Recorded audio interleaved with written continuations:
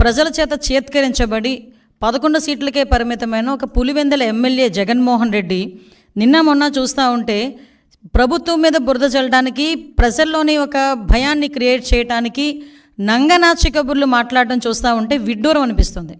ఎందుకంటే సుమారుగా 2019 నుంచి 24 వరకు కూడా అతను సీఎం అయిన తర్వాత నుంచి కూడా అంబేద్కర్ రాజ్యాంగాన్ని పక్కన పెట్టి రాజారెడ్డి రాజ్యాంగాన్ని ఇంప్లిమెంట్ చేయడానికి పోలీసులను సైతం తన చెప్పు చేతుల్లో ఉంచుకొని ప్రజలందరినీ భయభ్రాంతులను చేసి, ప్రజల మీద హత్యలు చేసి, ప్రజల్లోని ఒక భయానకమైన వాతావరణాన్ని క్రియేట్ చేసి, ఇతగాడు కనుక ముఖ్యమంత్రిగా ఉంటే మేము ఎవరూ కూడా బతకలేము అన్న ప్రజల్లోని ఒక అభిప్రాయం ఏర్పడిందంటే అతను రాజారెడ్డి రాజ్యాంగాన్ని ఎంత క్లియర్గా ఇంప్లిమెంట్ చేస్తాడో మనందరికీ అర్థమవుతుంది. దాని యొక్క పర్యవసానమే చంద్రబాబు నాయుడు గారు లాంటి వాళ్ళు, పవన్ కళ్యాణ్ గారు లాంటి వాళ్ళు, మోడీ గారు లాంటి వాళ్ళు ఈ రాష్ట్రానికి అవసరము, ఈ రాష్ట్ర అభివృద్ధికి అవసరం అన్న ఒకే ఒక ఉద్దేశంతో 164 సీట్లు ఎన్డీఏకి ఇచ్చి ప్రజలు ఈరోజు గెలిపించి సీఎం స్థాయిలో మన చంద్రబాబు నాయుడు గారిని, డిప్యూటీ సీఎం స్థాయిలో పవన్ కళ్యాణ్ గారిని కూర్చోబెడితే అది చూసి ఓర్వలేక ఏ రకంగానైనా గవర్నమెంట్ మీద బురద చల్లుదాము, గవర్నమెంట్ని ఇరకాటంలో పెడదాము అని చెప్పి శవ రాజకీయాలు అన్నవి స్టార్ట్ చేసిన పరిస్థితి చూస్తూ ఉంటే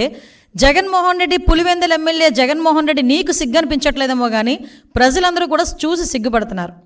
ఎందుకంటే అసలు ఎందుకు ఓడిపోయాము అన్న దాని గురించి వాళ్ళు చర్చించుకోవడం పక్కన పెట్టండి. ఎందుకు ఓడిపోయారన్న సంగతి వాళ్ళందరికీ కూడా తెలుసు. కానీ ఈరోజు ఎక్కడో ఒక మాచర్లలోని వర్గ విభేదాల వల్ల జరిగిన ఒక హత్యను తీసుకొచ్చి దాన్ని వేదికగా మార్చుకొని ఏదో రకంగా తిరిగి తీసుకొచ్చి నంగనాచి కబుర్లు మాట్లాడాలి, ప్రజల్లోని మళ్ళీ ఒక భయాన్ని క్రియేట్ చేయాలి అని చెప్పి బురద జల్లే కార్యక్రమానికి శ్రీకారం చుట్టడానికి అని చెప్పి ఒక డైవర్షన్ పాలిటిక్స్ చేయడానికి ఈరోజు మళ్ళీ జగన్మోహన్ రెడ్డి ముందుకొచ్చి మొన్న ప్రెస్ మీట్లో మాట్లాడాడు. నిజంగా చెప్పాలంటే జగన్మోహన్ రెడ్డి ఆ రోజు మాట్లాడిన మాటల్ని బేస్ చేసుకొని ఈరోజు గవర్నమెంట్ ఎందుకు అతని మీద చర్యలు తీసుకోకూడదు? ఎందుకు నేను ఈ మాట మాట్లాడుతున్నానంటే ఆ రోజు జగన్మోహన్ రెడ్డి మాట్లాడుతూ చాలా ఎలిగేషన్స్ చేశారు. ఆ ఎలిగేషన్స్లో సుమారుగా 36 రాజకీయ హత్యలు జరిగినాయి ఈ 45 రోజుల్లో. దగ్గర 300కి పైగా హత్యాయత్నాలు, 35 ఆత్మహత్యలు అని చెప్పి ఏదో 560 చోట్ల ప్రైవేట్ ఆస్తులను ధ్వంసం చేశారని రకరకాలైన ఎలిగేషన్స్ అనమాట. 490 ప్రభుత్వ ఆస్తులను ధ్వంసం చేశారని, 1000 వరకు దౌర్జన్యాలు, దాడులు చేశారని ఫిగర్స్తో సైతం ఇచ్చారు. వీటన్నిటి గురించి పక్కన పెట్టు. 36 రాజకీయ హత్యలను మాట్లాడు.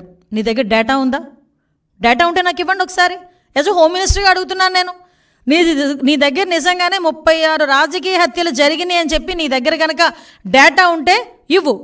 డేటా లేకపోతే ఎందుకు అలా చేసావు? నీ మీద ఎందుకు చర్య తీసుకోకూడదు పులివెందుల ఎమ్మెల్యే జగన్మోహన్ రెడ్డి నీ మీద? ఒకసారి చెప్పాలి. 36 రాజకీయ హత్యలు కాదు, అసలు యాక్చువల్గా రాజకీయ హత్యలు అని చెప్పి ఇతను మాట్లాడుతుంటే రాజకీయ హత్యలు జరిగినవి 4. మీకు ఇంకో విషయం చెప్పనా? నేను ఇది ప్రజలకు చెప్తున్నా, జగన్మోహన్ రెడ్డికి చెప్పాల్సిన అవసరం లేదు. ఎందుకంటే జగన్మోహన్ రెడ్డికి విషయం తెలుసు. కానీ ఏదో రకంగా గవర్నమెంట్ మీద బురద జల్లాలి కాబట్టి, చంద్రబాబు నాయుడు గారి మీద బురద జల్లాలి కాబట్టి ఏదో రకంగా అడ్డదారి తొక్కైనా మళ్ళీ ఏదో రకంగా సీఎం కుర్చీలో కూర్చుని పోవాలని కలలకు అంటున్నాడు కాబట్టి ఈరోజు మా మీద బురద చల్లడానికి 36 రాజకీయ హత్యలు, 300 మంది దాడులు, అవి ఇవని చెప్పి ఫిగర్స్ సైతం చెప్తున్నాడు.